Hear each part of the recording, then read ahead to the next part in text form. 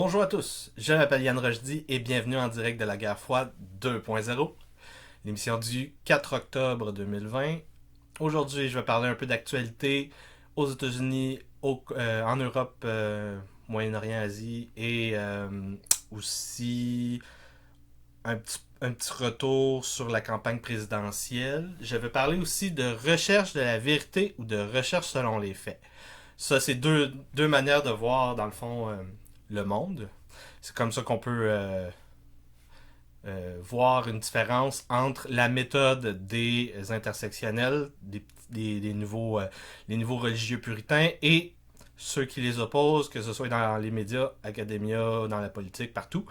Et je vais revenir aussi sur le livre de Debrasso avec 9 mythes qu'elle déconstruit dans La fin du genre, The End of Gender, son livre qu'elle vient de publier. Elle a fait une belle entrevue chez Joe Rogan, je vous en ai parlé. Je vais aussi vous parler de ma méthodologie, comment que je fais pour travailler, faire ma recherche. Et ça va être tout pour aujourd'hui. Donc aujourd'hui, une émission sur la vérité. Donc, retour sur le débat. Le débat de Donald Trump contre Joe Biden, c'était tout un spectacle. C'était assez spécial. C'est rare qu'on a vu autant d'animosité que pas juste entre les deux, mais aussi avec le modérateur. Je veux dire, il y a personne qui écoutait personne. Et c'était dans le fond la tactique trotskiste de monopoliser la parole le plus possible, quand en fait on sait que la personne fait juste répéter des cassettes. C'est une tactique qu'on peut utiliser pour éviter de se faire manger son temps par les gens qui font juste répéter la même chose avec la même manière, ce qu'on appelle une dialectique. Une fausse dialectique dans la plupart du temps parce qu'ils vont utiliser des sophismes ou ils vont surtout caricaturer la position adverse afin que ce soit leur dialectique qui marche, leur position, leur thèse, tout le temps, tout le temps, tout le temps. Donc, retour sur le débat. C'est pas un débat qui montre que euh, la politique avance. C'est un débat qui montre que la polarisation avance beaucoup. C'est pas nouveau. C'est un phénomène qui est apparu même avant Bill Clinton. Fait que ça fait plus de 30 ans que ça arrive. En fait, ça fait juste se détériorer. Le climat se détériore d'élection en élection et on le voit dans tous les projets de loi qui se fait dans les chambres ou par le président. C'est très rare que le Congrès, le Sénat et la présidence s'accordent pour créer des projets qui changent, des réformes qui changent beaucoup de choses. Donc on voit que la confiance baisse, la collaboration baisse, il y a des nouveaux langages qui apparaissent, des langages qui sont purement idéologiques. La mixité entre les classes sociales et politiques, ça baisse d'année en année. Et donc, on voit que le phénomène populiste, je vais utiliser c'est un jeu, ça s'appelle le jeu de la dictature. Euh, c'est utilisé en théorie des jeux en les sciences sociales ou dans plein d'autres domaines pour simuler des cadres, des dynamiques de groupe avec 4 cases de personnes. Dans le fond, on a les freeloaders. Dans le fond, ça, c'est ceux qui profitent du groupe. Les punishers, ça, c'est ceux qui punissent ceux qui sont en freeloading. Les loners, ça, c'est ceux qui préfèrent être pour fend for themselves, fait que de juste de sortir du groupe puis de rester solitaire, d'être autosuffisant. Et les collaborateurs. Dans le fond, ça c'est dans les dynamiques de groupe, on peut voir ces 4 catégories-là qui apparaissent parce qu'en fait, dès qu'il y a un groupe qui se forme, la force totale du groupe est plus grande que la somme de ces individus. Ce qui fait que quand il y a un groupe qui se forme et qui a un succès, ben, il y a des freeloaders qui vont essayer d'arriver. Puis là, plus que le groupe grossit, plus qu'il y a de freeloaders, il y a plus de trop de freeloaders. Qu'est-ce qui arrive quand il y a trop de freeloaders? Ben, soit que ça s'effondre, soit que les gens se retirent. En fait, c'est les deux en même temps. Fait que t'as les loners qui vont sortir du groupe. Ça, c'est les libertaires, les libertariens, les gens comme moi, les populistes. Là. Ben, quand on voit que ça fonctionne pas, on se retire. on rentre dans l'abstention, puis là, on attend qu'il y ait un candidat populiste qui va sortir de la dynamique dominante. Puis c'est la dynamique dominante qu'on critique, dans le fond. Et le Punisher, c'est quoi? C'est quand il y a quelqu'un, un groupe qui se forme dans le groupe pour punir ceux qui sont en train de profiter du système. Et c'est ça que Donald Trump essaie de faire, en fait. Parce qu'il est arrivé, lui, il n'y a aucun réseau là, dans la politique américaine. Ils reçoivent leur argent, son argent, quand il fait des dons, oui, oui, oui. Mais en dehors de ça, il est détesté, cet homme-là. Et ce qui fait que quand il arrive, et il n'y a pas, il y a aucun intérêt qui sont en convergence avec que ce soit l'establishment démocrate, l'establishment républicain. Ce qui fait qu'aux États-Unis, il y a comme une troisième voie qui se fait. Entre ces deux pôles-là, tu as le pôle populiste au centre. Tu parles des démocrates populistes, des républicains populistes, mais il y en a plus qui sont soit establishment, soit populistes. Puis là, qu'est-ce qui arrive, c'est que Donald Trump, c'est la personne qui va critiquer, en tant que président populiste, qui va essayer de complètement saper l'autorité de ces réseaux-là qui se sont formés. 3 exemples dans le débat. C'est pour ça que moi je dis que Trump, malgré tout l'antipathie qu'il a pu générer, c'est lui qui a placé le plus de lignes. Il a fait beaucoup de bruit, parce que Trump fait toujours beaucoup de bruit, c'est une personne détestable, mais il y a 3 sujets en particulier, donc il a vraiment appuyé sur le bobo, puis ça a fait mal. Le premier, c'est sa charge contre Hunter Biden. Je vous en ai parlé dans Hidden Hand de Mary Kay Oldberg et Clive Hamilton, l'Australien et l'Européenne, qui ont fait un livre sur les convergences d'intérêts entre les familles de l'establishment démocrate et républicain et le Parti communiste chinois. Et c'est sur ça que Donald Trump est revenu. Il a attaqué Hunter Biden sur ses contrats en Ukraine, de l'argent qui vient directement de Moscou, et des contrats en Chine aussi. Ça, il n'y en a pas beaucoup parlé, mais il y en a aussi. Ce qui fait que Hunter Biden, il a dit, là, c'est un ex-cocaïnomane. Je veux dire, c'est un fils de riche qui fait le party, qui a été pogné les culottes baissées. Puis là, pour pouvoir se faire une vie, il l'a envoyé faire des jobs faciles, super bien payés avec des gros contrats. Et en fait, c'est comme ça que les réseaux fonctionnent. Je veux dire, si tu veux retirer des bénéfices d'une charge publique, tu veux que les gens autour de toi, les plus proches possibles, puissent avoir des bonus quelconques. C'est la meilleure manière d'éviter d'avoir le conflit d'intérêts direct, c'est d'utiliser ses enfants. Le Parti communiste chinois fait la même chose. On appelle ça l'aristocratie rouge. C'est tous les enfants, les petits-enfants de la première gang, là, dans le temps de Mao, là, dans le temps de leur première marche contre le Kuomintang. Et cette aristocratie-là est allée dans les grandes universités qui ont construit le Parti communiste chinois en Chine. Et ils ont chacun eu une éducation des grandes écoles chinoises avec un volet espionnage. Donc la charge contre Hunter Biden. La deuxième, c'est la charge contre Black Lives Matter. On s'entend que on a eu plus de 3 mois d'émeutes. On commence à peine à voir les effets positifs, de la tactique de Trump.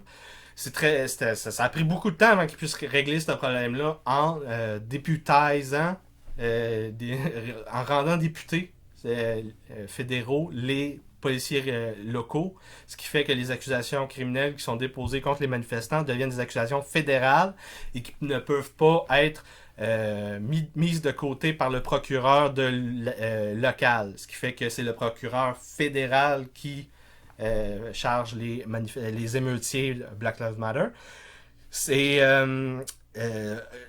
Biden n'a rien répondu à ça, il a juste fait comme et le troisième, c'est la charge contre Obamacare. Oui, parce que je vous en ai parlé la semaine passée.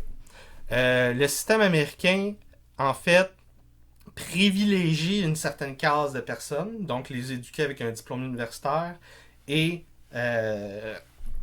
mettre de côté complètement la working class qu'on appelait avant, là, la classe industrielle, ceux qui ont 40 heures semaine quand ils sont chanceux et qui ont souvent besoin d'aller chercher un petit prêt usuraire dès qu'il y a un problème dans leur vie. Et on voit que le Obamacare, le système, comment il fonctionne aux États-Unis, de deux manières, cette working class-là ne retire aucun bénéfice de la croissance économique des 30 dernières années. Et de deuxième manière, ça privilégie les éduqués. Donc la première chose, c'est que euh, les salaires augmentent, oui. Mais le salaire de la working class, il a augmenté où? Il a augmenté dans les assurances médicales privées qui sont obligatoires dans chaque emploi temps plein. Ce qui fait que euh, le salarié ne peut pas choisir, il ne voit pas le coût, et l'employeur, avec les déductibles qui viennent quand on paie l'assurance salaire, c'est de l'argent qui n'est pas taxé par le gouvernement. Ce qui fait que à chaque fois qu'il met l'augmentation de salaire directement dans l'assurance salaire, il retire tout l'argent pour lui-même, l'employeur. Et donc, le salarié working class ne retire même pas le bénéfice de pouvoir avoir une assurance maladie parce qu'en fait, on voit dans l'accessibilité au niveau des hôpitaux, les déductibles, les frais fixes, les frais administratifs, il y a de plein de manières possibles. Les frais ont augmenté en conséquence, qui fait que même à l'accès, il y a une baisse de l'accès pour ceux qui sont censés avoir une assurance maladie comme l'Obamacare. C'est complètement dément. Et en fait, cette redistribution d'argent-là fait juste aller dans les poches de tous ceux qui sont des travailleurs dans ce système-là, donc les médecins, un peu les infirmières quand ils sont très bien avec un niveau universitaire élevé, donc ils peuvent se faire une pratique niveau super infirmière, comme on appelle. Là. Mais sinon, c'est vraiment les médecins, les lobbyistes, les assureurs, les administrateurs d'hôpitaux, parce qu'ils sont gérés comme des business. Donc oui, le système de santé américain, c'est le meilleur au monde pour les riches. Pour les pauvres, en fait, il n'y a pas d'accès. Il n'y a pas d'accès, puis en plus de ça, ils paient pour des assurances maladie qui en fait, leur donnent aucun bénéfice. Et la deuxième manière, c'est les fonds de retraite de toute cette classe de travailleurs-là qui font beaucoup d'argent parce que l'inflation dans les soins de santé, c'est les plus hautes au monde depuis 30 ans aux États-Unis. Et leurs fonds de retraite investissent où? Ils investissent dans tous les fonds de placement qui privilégient la délocalisation des chaînes de logistique et des chaînes industrielles des États-Unis vers la Chine, l'Inde, l'Asie, tout ça. Ce qui fait que dans tous les cas, en fait, on voit que l'élite et le peuple se séparent, se polarisent l'un l'autre, et on le voit que ça se fait par l'éducation, donc le niveau éducatif. 33% d'universitaires aux États-Unis, le reste, pas universitaire. La ségrégation est géographique. On voit que ce soit dans les villes, entre les quartiers, que ce soit dans les régions, entre les villes et la ruralité. Il y a une ségrégation qui s'opère. Et on le voit aussi au niveau de la mobilité. Que ce soit la mobilité physique, sociale.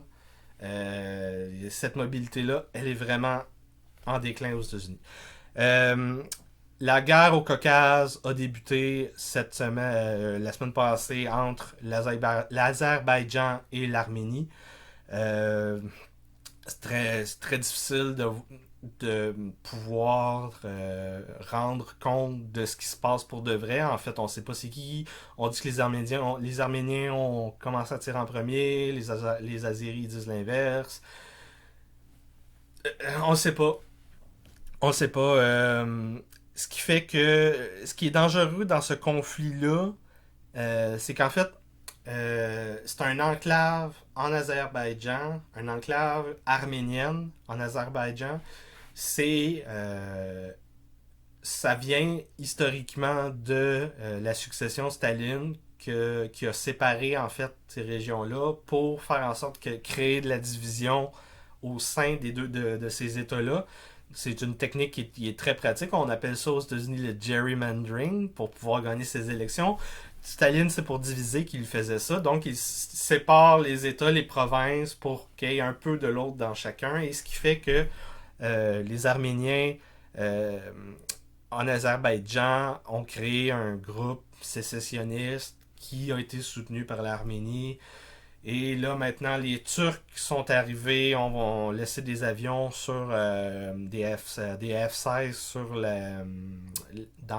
sur une piste d'atterrissage en Azerbaïdjan, ce qui fait en sorte que la flotte arménienne serait complètement annihilée par ça, parce que les autres, ils ont à peine une vingtaine de chasseurs qui sont des vieux chasseurs d'un État vassal, et ce qui fait que euh, en fait, si l'Arménie est attaquée par l'Azerbaïdjan, ils ont un traité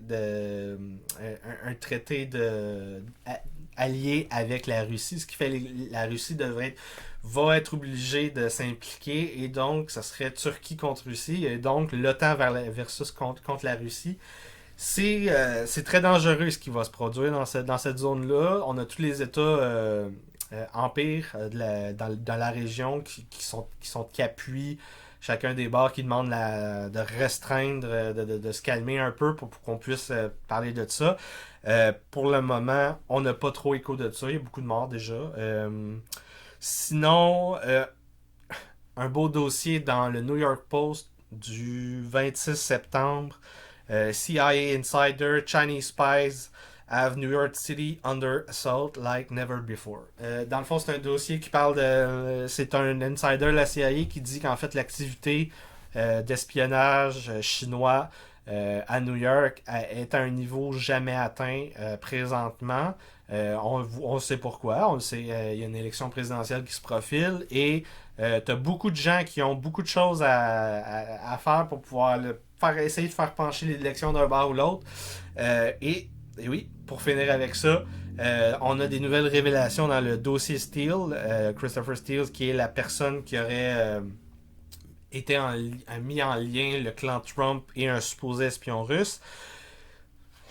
Bill Barr a fait rendre public certains dossiers du temps de l'enquête de Comey. C'est déstabilisant. En fait, on se rend compte que toute l'enquête, le gros... la grosse surveillance, trouver tous les contacts, les liens entre des personnes du clan Trump, toute cette enquête-là, ça a été mis en branle à partir du témoignage de Igor Denchenko, qui se trouve être une personne qui était aux États-Unis entre 2005 et 2010, qui travaillait à la Brookings Institute, et entre 2009 et 2011, il était sous enquête du FBI de la section contre-intelligence. Donc, et en fait, en 2010, il a quitté le pays parce qu'il savait qu'il était sous enquête rendu là. Donc, ce que Bill Barr a découvert, c'est que toute l'enquête sur Trump était basée sur un mouchard qui se trouvait être un espion russe. Pensez-y 2 secondes. En fait, le dossier Steele, ce que ça montre, c'est une pratique qui est c'est le b.a.-ba, le 101 de comment les Russes fonctionnent dans la guerre informationnelle. Donc, on appelle une doctrine de guerre informationnelle. C'est le cas école des pratiques russes. Pourquoi je dis ça? Parce qu'en fait, dans Like War de Peter P.W. Singer et Emerson Broken, ils rendent compte de la doctrine de guerre russe. C'est quoi? C'est Valéry Gerasimov qui a créé cette doctrine-là. En fait, c'est le premier militaire du pays, donc il est sous les ordres de Poutine. Et c'est sa doctrine qui est en branle. On appelle ça les 4D. Il y en a un 5e qui s'ajoute à la fin. Donc les 4D. Dismiss the critic, distort the facts, distract the main issue, dismay the audience, divide. Donc, mettre de côté le critique. Fait que souvent, on va au lieu de démonter les faits ou les allégations, on va attaquer la critique pour le mettre de côté. On va distordre les faits. Donc, on va, au lieu de soit dire c'est vrai, c'est pas vrai, on va dire quelque chose d'autre, ou on va faire dévier, on va éluder, on va faire une litote pour, ou dire lui fait comme pareil, ou des trucs comme ça. C'est des manières de distordre les faits. On va donc distraire du point central, fait qu'on va plutôt aller à côté, contourner. Et dismiss the audience, dans le fond, c'est plus comme rendre confus l'audience en sortant des trucs à gauche, à droite, des faits par-ci, des faits par-là. Et là, l'audience, il y a tellement de trucs qui sont contradictoires que ce soit à gauche, à droite, on sait plus qui a raison et on fait qu'on est comme béatifié, on comprend plus.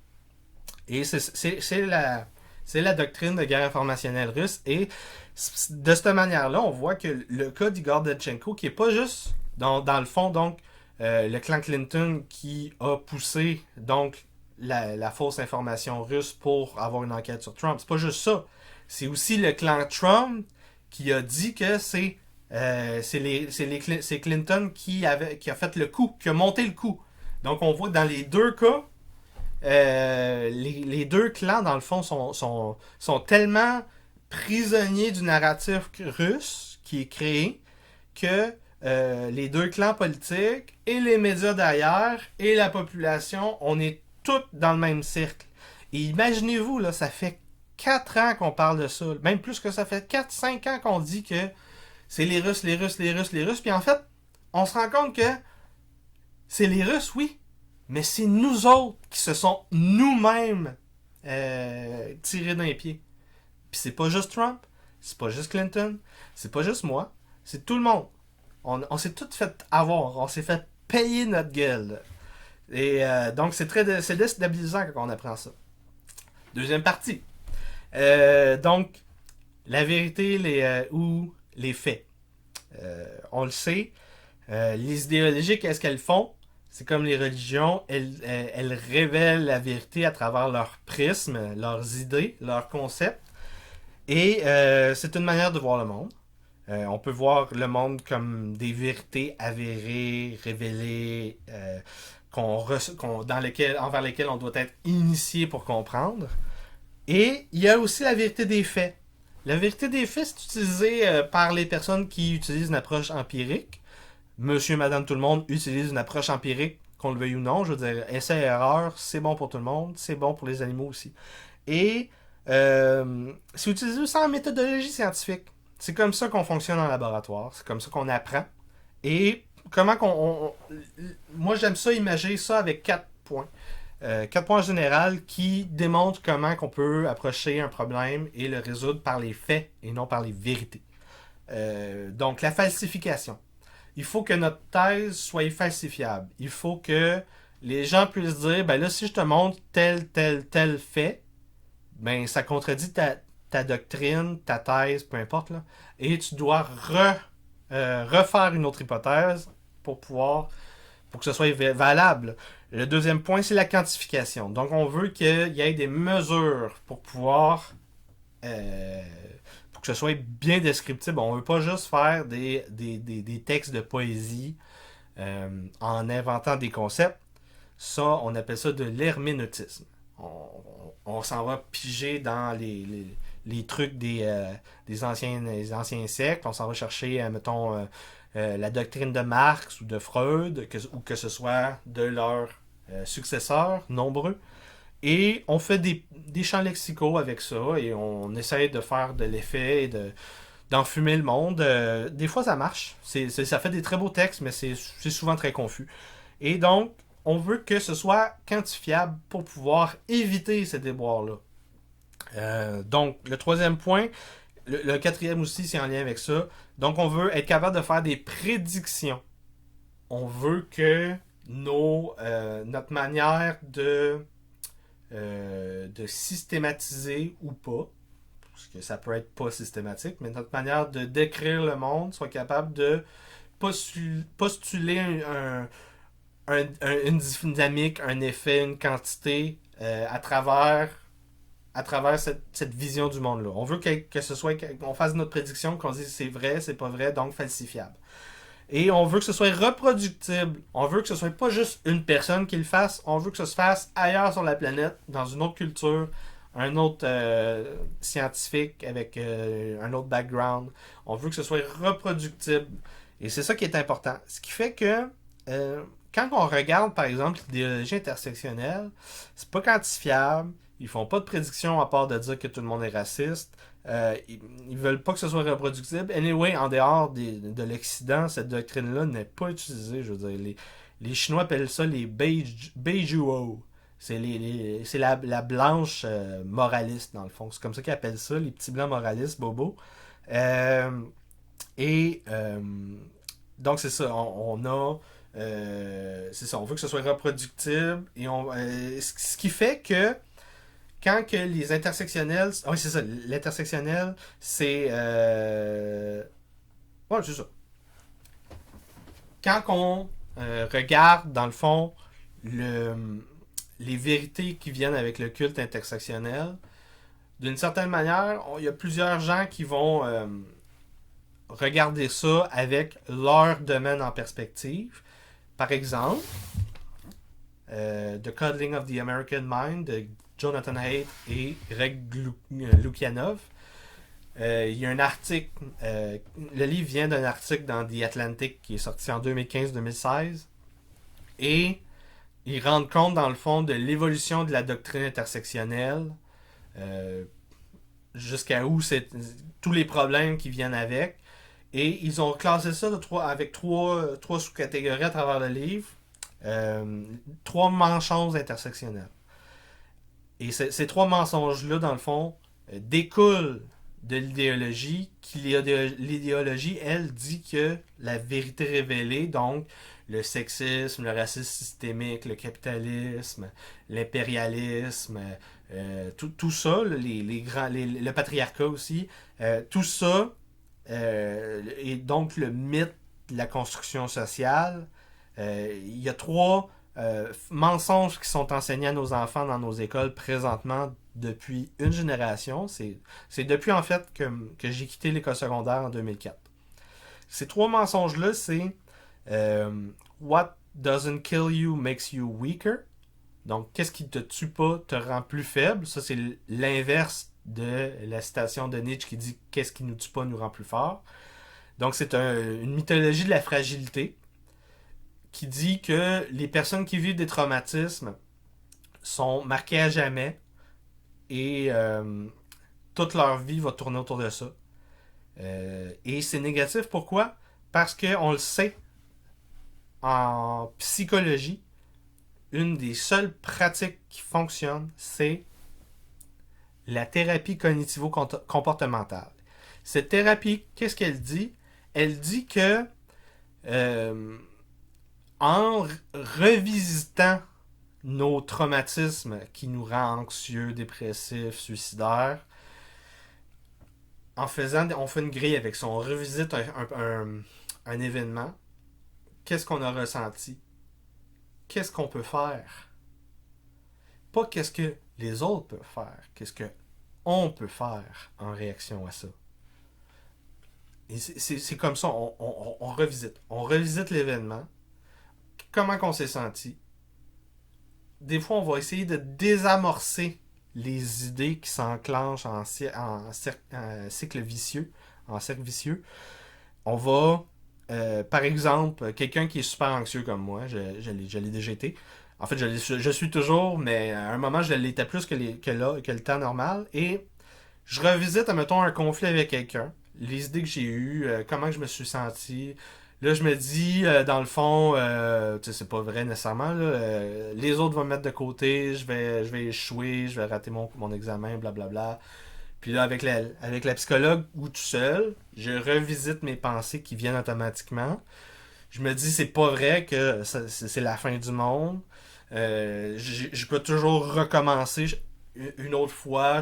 La semaine d'après, je vais avoir d'autres chances. C'est pas la fin du monde. C'est pas parce que j'échoue là que ma vie est terminée. Et ça, peu importe le traumatisme, il faut qu'on voit cette capacité-là à se construire malgré le trouble. Parce que si on n'est pas capable de voir ça, de voir le positif, être capable de sortir grandi de l'expérience parce qu'on a vécu, si on est incapable de voir ça, on fait juste renforcer toute la dynamique négative qu'on vit en soi. Ce qui explique pourquoi que à l'école, présentement, on voit en partie, là, on voit une explosion de l'anxiété, de la dépression, des idées suicidaires des enfants, surtout chez les filles, mais aussi chez les garçons. Chez les garçons, on parle depuis 2013 de plus de 200-300% d'augmentation chez chacun des sexes.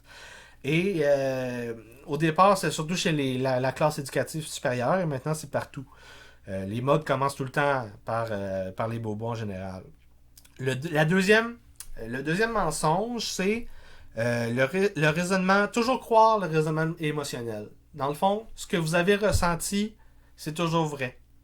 Et là, je reviens encore sur la thérapie cognitivo-comportementale. C'est aussi en contradiction avec ça, parce qu'en fait, ça te dit que tout ce que toi tu ressens, comme tout le négatif que tu vis, ben c'est ça qui est vrai, puis il n'y a rien d'autre qui est vrai. Là. Fait qu'il faut qu'on te croie sur parole, sinon c'est la fin du monde. C'est pas comme ça que ça marche dans la vraie vie. Dans la vraie vie, il faut qu'on s'entende entre les gens.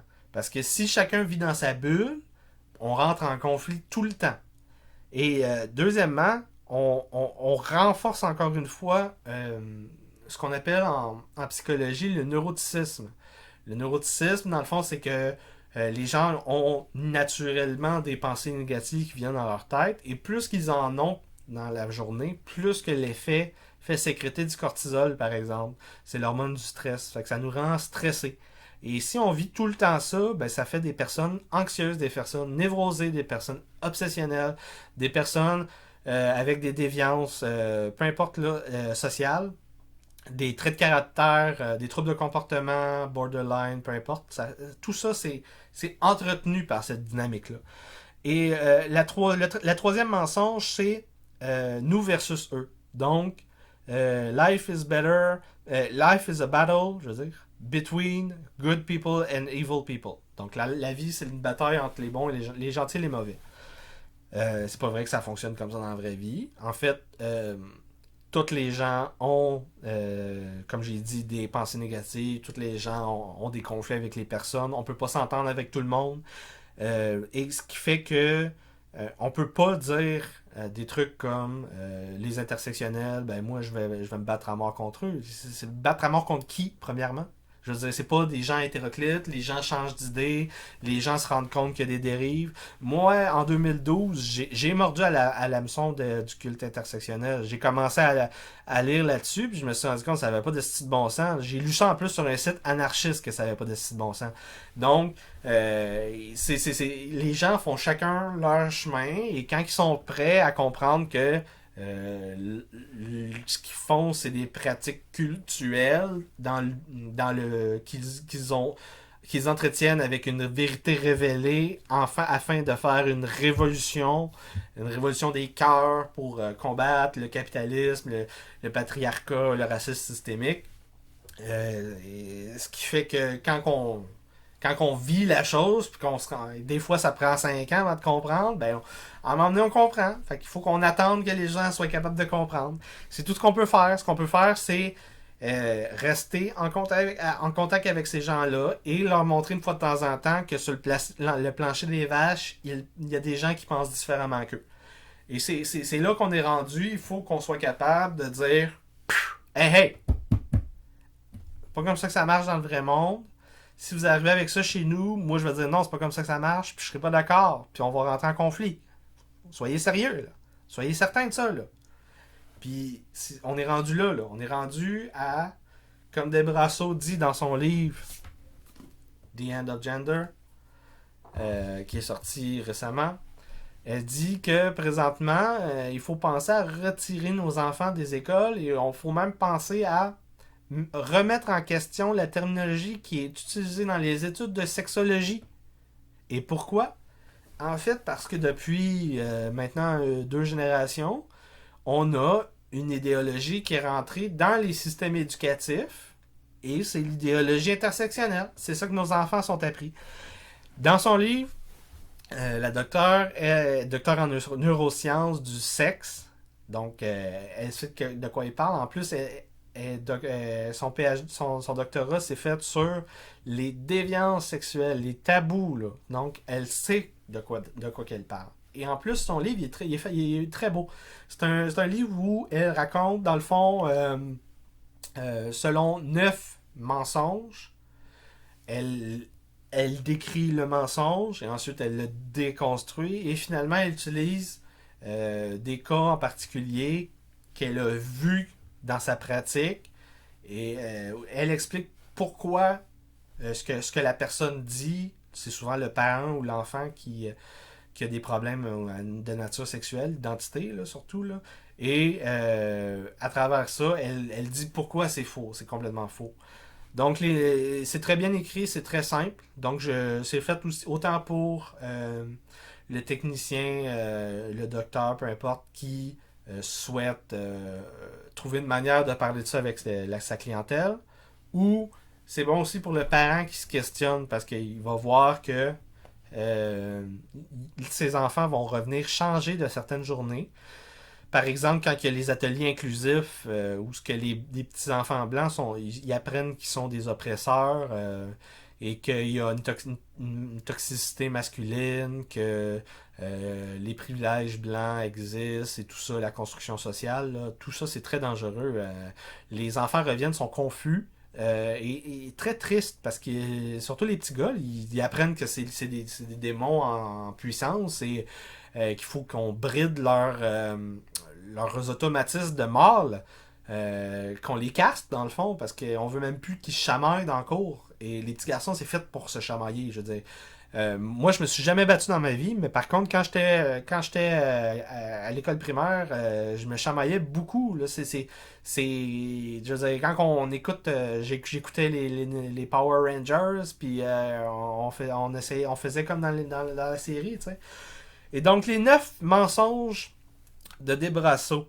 Le premier mensonge, c'est le sexe biologique est un spectre. Ah oui, ça, on apprend ça beaucoup présentement. Et les gens utilisent des faux postulats. Ils vont dire parce que le sexe est assigné à la naissance ou c'est en regardant l'organe génitaux que les sexes est assigné. En fait, je vais vous poser une question quiz. On a 4 choix de réponse. Donc, qu'est-ce qui fait qu'on a devant nous un homme ou une femme? A.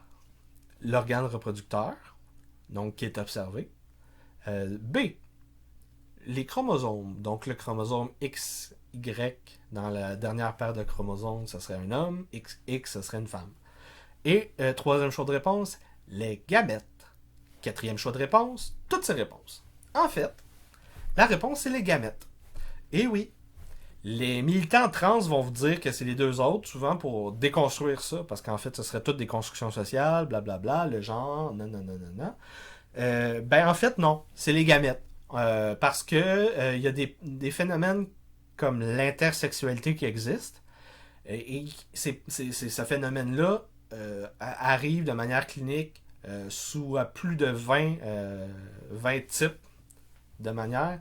Donc, c'est un désordre qui, en lui-même, pour à peu moins d'1% de la population, est tellement spécial que dans le phénomène, il y a des classes. Donc, quand on parle de ça, on en parle beaucoup des Brasseaux. Donc, si vous voulez avoir plus de détails pour les intersectionnels, c'est là-dedans. Mais l'intersectionnel, c'est pas un troisième genre et il n'y a pas de trans comme troisième genre.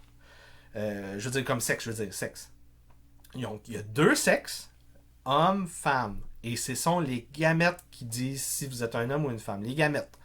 C'est les spermatozoïdes pour les hommes et les ovules chez les femmes. C'est tout. Deuxième point. Deuxième mensonge. Le genre est une construction sociale. Donc, ça, c'est un autre mythe qui est très véhiculé par les intersectionnels. En fait, non. On voit que les différences fonctionnelles, physiologiques, neurobiologiques, durant la croissance du fœtus, puis ensuite durant la croissance de l'enfance et l'adolescence, la puberté,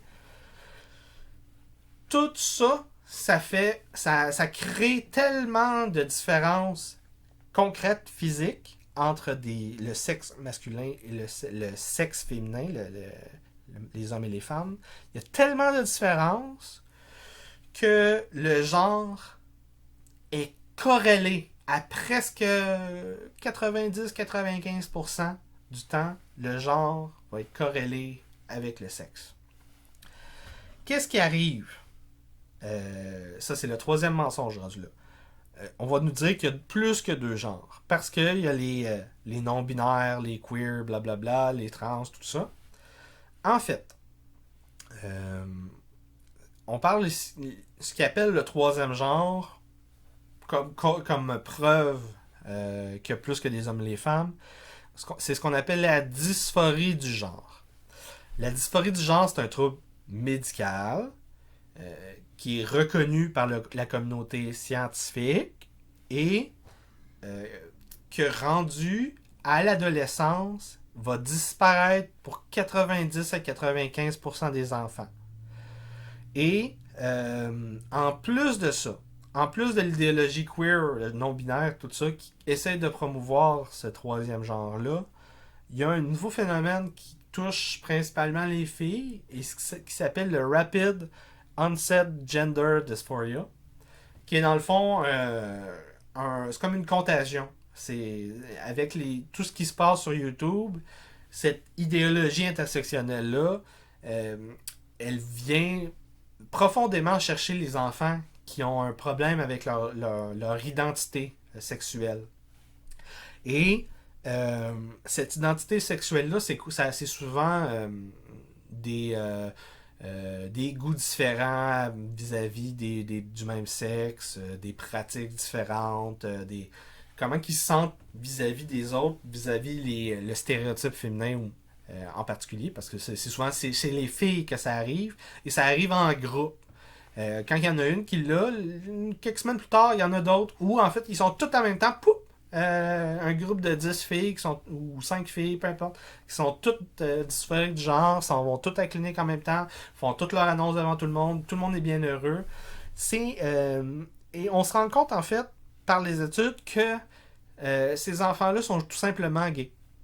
Ben oui, ils sont tout simplement homosexuels et l'identité homosexuelle, elle vient tellement les déstabiliser qu'ils pensent qu'ils sont juste d'un autre genre. Fait qu'ils sont prêts à prendre des hormones, se faire des scarifications, de mettre des binders pour comprimer le corps. Ils sont prêts à faire tout ça parce que ils sont mal dans leur corps, ils sont mal dans leur identité sexuelle. Et on le voit à quel point que la nouvelle pratique maintenant, parce qu'il y avait trois pratiques pour les professionnels de la santé pour traiter la dysphorie du genre. Attendre, rien faire, euh, donner des hormones directement et commencer les autres traitements plus tard, euh, discuter en faisant le psychologue développemental pour voir c'est où le problème dans la vie de la personne, c'est-tu un problème à la maison puis il fait du acting out, c'est-tu une mode, c'est-tu est-ce que c'est tout simplement vraiment, est-ce qu'elle est vraiment dysphorique du genre et est-ce que puis en plus de ça, ça veut pas dire que tous les dysphoriques ont besoin d'avoir les thérapies en question. Peut-être que juste en arrêtant les hormones rendues la vie adulte, ça c'est. Peut-être qu'ils vont vouloir utiliser d'autres manières, des thérapies, tout ça. Le principe de cette approche-là, c'est tout simplement de dire attendre le plus possible, à moins qu'il y ait un trop problème pour la santé mentale de la personne. Et donc, le quatrième mensonge, c'est l'orientation sexuelle est non reliée à l'identité sexuelle. Et encore une fois, Desbrasseaux va dire que c'est complètement faux. En fait, que ce soit les gars qui veulent devenir des filles, les filles qui veulent devenir des gars, l'identité sexuelle et l'orientation sexuelle, c'est tout à fait lié. Il y a une corrélation qui est très forte. Et même au point qu'on sait maintenant que les hommes qui sont autogynéphiles,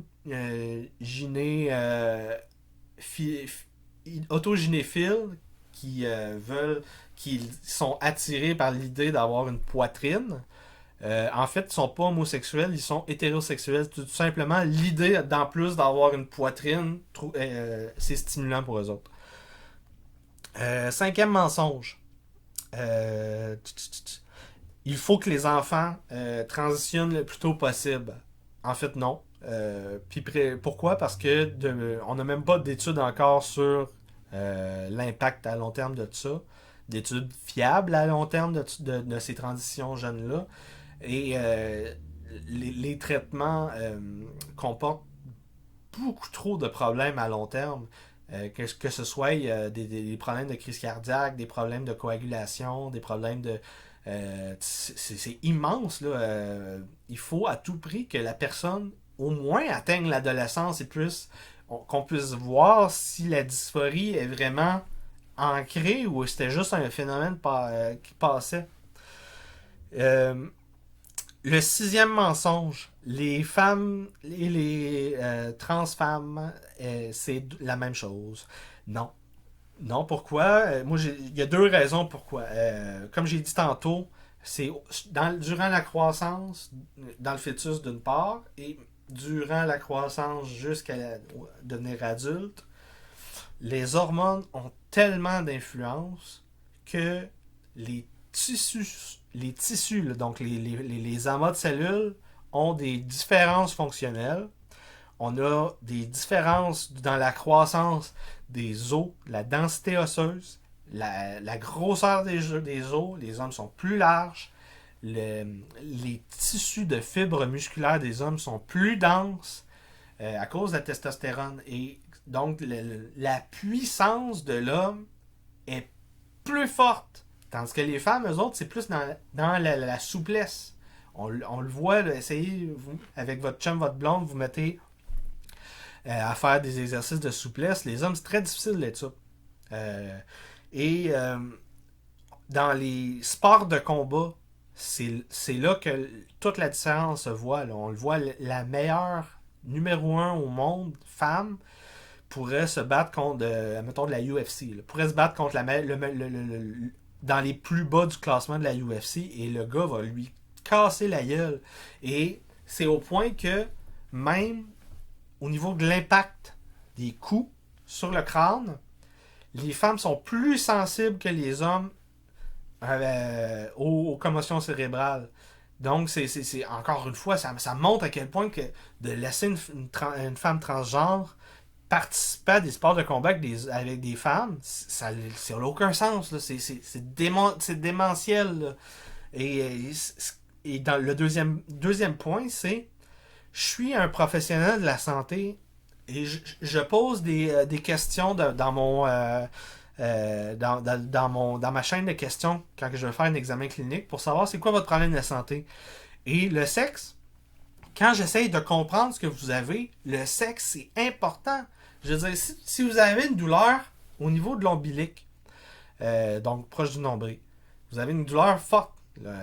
Si je pense que vous êtes un homme, ben moi, le diagnostic de la grossesse ectopique, je l'oublie. Là. Pour moi, ça n'existe pas. Je ne vais pas penser à vous êtes peut-être enceinte, puis le fœtus il est mal implanté, il est implanté dans une trompe de Fallope, ce qui fait que vous avez présentement une douleur à l'ombilic. J'y penserai pas. Fait que la chaîne de questions que je vais vous faire va dévier, va vous poser un diagnostic qui n'a aucun sens. Puis c'est au point que on va, selon le type de diagnostic qu'on a devant nous, on va peut-être mettre votre cas moins urgent que normal. Ce qui va faire que vous allez perdre en espérance de vie ou dans capacité de pouvoir survivre à ça. C'est très dangereux. Très rapidement pour terminer, les femmes sont comme les hommes dans le sexe et les relations amoureuses. Ça, c'est complètement faux. Les femmes, c'est beaucoup plus difficile. Ça demande beaucoup plus d'investissement dans une relation qu'un homme parce que l'homme peut crisser son camp après avoir mis enceinte une femme, puis la femme va s'occuper de l'enfant. Donc, si on essaie de mettre ça en argent là, pour donner une valeur à ce problème-là qui est inhérent chez la femme, ça fait que c'est beaucoup coûteux émotionnellement et dans leur vie de se donner à un homme. Et ce qui fait que dans les pratiques amoureuses, c'est obligé que les tactiques sont différentes et les buts visés sont différents. Et comment que l'homme et la femme vivent la sexualité, c'est pas la même chose. L'homme peut être psychologiquement mindé. La switch à turn à on, c'est fait, il est prêt. La fille, même si psychologiquement elle est là, le corps, il n'est pas nécessairement là. Donc c'est très important. Avant-dernière, le parentage neutre de genre, ça fonctionne pas. Et le dernier, c'est la sexologie et les justiciers sociaux moraux, ça n'existe pas. Ça marche pas. Donc, je vous recommande fortement le livre si vous êtes un parent ou un praticien qui souhaite comprendre à quel point l'idéologie intersectionnelle est dangereuse pour la société. Et donc, je vais terminer avec comment faire de la recherche. OK. On veut être efficace quand on fait de la recherche. On veut pas perdre son temps. Souvent, je vois beaucoup d'idéologues en sciences humaines qui vont avoir lu une Bible sur Marx, une Bible sur Freud. Ils vont avoir tous les trucs intersectionnels. Mais en dehors de l'idéologie, il n'y a rien. Et ça, c'est aussi vrai chez les économistes libéraux. C'est aussi vrai chez les marxistes old school. C'est aussi vrai chez ben des gens. Et pour éviter ça, il faut qu'on pense à l'information comme étant un nouveau champ de bataille. Donc, on est des soldats. Qu'est-ce qu'on cherche à savoir quand on est soldat? On va avoir des bonnes informations qui sont fiables. Donc, le schéma de combat pour un soldat, c'est acteur, moyen, champ de bataille, objectif. Fait qu'on veut diviser notre recherche pour que cette stratégie-là et ces tactiques-là fonctionnent. Donc, moi, personnellement, je fais des enquêtes, je construis ma bibliothèque et j'ai 2 livres en écriture. Donc, ce que j'achète comme livre, ce que je recherche sur Internet, ce que je recherche en bibliothèque, c'est lié à ces 3 pratiques-là. Donc, je veux des livres de référence pour ma bibliothèque. Je veux que dans mes enquêtes, toutes les perspectives, ou le plus possible de perspectives possibles, soient vues et assimilables pour que je puisse en faire une analyse. Donc, mon but en premier, c'est d'être capable de faire des analyses. Qu'est-ce que je veux? Je veux une pluralité de sources. J'en veux 5, 10, 20. C'est comme ça que je pense en moyenne. Quand que je fais le premier survol, à peu près 5 sources. Ensuite de ça, quand que j'essaie de rentrer en profondeur pour explorer des dynamiques plus précises, fait que de niveau moyenne, en moyenne à avancée, je vais me rendre à 10 ouvrages. Et là, quand que je veux que ce soit systématique, là, je vais aller jusqu'à 20 ouvrages. C'est en général ce que je vais me donner comme but. C'est ce que j'ai fait, par exemple, pour la théorie des réseaux, les systèmes complexes, la théorie des jeux, les modèles informatiques, tout ça. Je suis à peu près rendu à 20 ouvrages de référence, un peu plus. Qu'est-ce que je veux d'autre? Je veux faire un veto des acteurs. Fait que les acteurs, dans la stratégie, il y a moi qui recherche des informations. Et là, en fait, pour trouver des informations, je me lie à quelqu'un. Donc, je rentre mon réseau avec ce que le réseau de Desbrosseaux, ce que le réseau de P.W. Singer et Emerson Brookin ont créé ensemble. Et en mettant tout ça ensemble, je fais le veto. Est-ce que c'est des sources primaires? Est-ce que c'est des sources secondaires? Est-ce que c'est des sources tertiaires? Quand je lis un pamphlet de 50 pages avec de la poésie, c'est une source tertiaire. Quand je lis un auteur, un journaliste, moi qui écrivrai un livre, qui cite des ouvrages ou des études de référence, des ouvrages de référence ou des études, ça s'appelle une source secondaire. Une source primaire, ça serait un spécialiste qui écrit un manuel scolaire, un essai en utilisant son niveau ou ce qu'il rencontre de son expertise. Ça, c'est une source primaire. et je veux le plus possible de sources primaires, secondaires. La source secondaire me permet de trouver les sources primaires. La source tertiaire, elle me fait rien de tout ça. Là. Un article de 700 mots sur la presse, ça me pointe vers une étude, ça me pointe vers un livre, ça me pointe vers une personne, mais ça ne me donne aucunement de l'information fidèle le plus possible. Donc, si je veux construire des analyses qui sont de haute en qualité, je veux le moins possible de sources tertiaires et je veux le plus possible de sources secondaires pour pouvoir orienter ma recherche et de sources primaires pour appuyer ma recherche. Pluralité de moyens. Acteur, moyen, champ de bataille, objectif. Je veux une pluralité de moyens. Je ne veux pas que mes sources, les sources primaires ou secondaires que je découvre, soient les mêmes. Je veux que y ait des types d'acteurs différents, que ce soit des académiques, des journalistes, des techniciens. Je veux des sources différentes. Et donc, les moyens, c'est la même chose. Je veux que la méthode pour trouver ces sources-là soit différente. Donc, moi, par exemple, j'utilise des vidéos sur YouTube, que ce soit des conférences de presse, des analyses géopolitiques stratégiques, des nouvelles. Je vais chercher sur YouTube, je vais chercher sur Facebook, à travers mon réseau amical. J'ai des gens qui me partagent des informations, je partage des informations avec des gens, et je vais utiliser aussi les catalogues. Donc, moi, les catalogues, j'utilise Renaud Bré, j'utilise Indigo Chapters, j'utilise Amazon et j'utilise depuis récemment leslibraires.ca. Ça, c'est le catalogue des libraires indépendants au Québec. Je vous le recommande. J'utilisais avant la base de données pour des textes plus pointus, mais la base de données, c'est un accès payant et c'est assez difficile. Il y a des agrégateurs d'études sur Internet qui sont facilement trouvables, utilisables, tout ça. Mais c'est pas parfait parce qu'il y a beaucoup de contenus qui sont payants. Mais des fois, on peut envoyer un email au chercheur pour lui demander de nous envoyer un PDF de sa recherche. Ils adorent répondre à des emails de gens qui recherchent des trucs comme ça. Ça va leur faire un plaisir de vous répondre. Même si vous êtes monsieur, madame, tout le monde, ils vont adorer. Donc, c'est ça. Je veux plusieurs plateformes. Je veux même utiliser des fois Reddit pour trouver des filons, des filons d'information. Je veux le plus de médias possibles différents. Donc, je veux pas juste la presse, puis ici première. Je veux le plus de médias possible au Québec. Donc, il faut aussi que j'écoute qu'est-ce qui se passe sur Québécois. Il faut que j'écoute qu'est-ce qui se passe sur TV5. Qu'est-ce qui se passe sur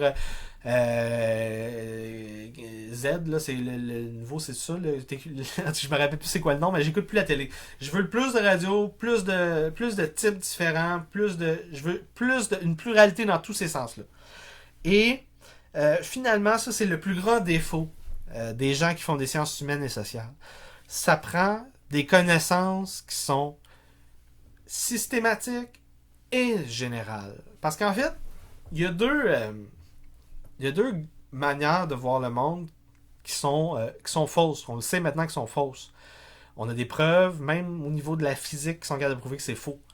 En fait, on nous dit soit que le monde est un, le holisme, donc l'individu est un, l'homo economicus, tout ça, l'homme rationnel. On va dire que l'homme est un, l'homme est comme ça, comment je peux dire ça, le